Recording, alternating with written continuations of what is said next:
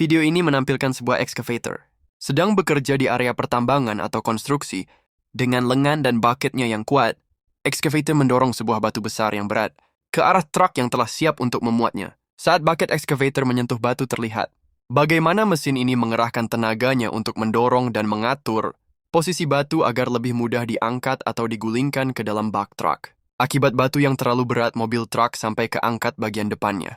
Dengan penuh konsentrasi dan kehati-hatian excavator, akhirnya berhasil mendorong batu ke dalam mobil truk dengan presisi.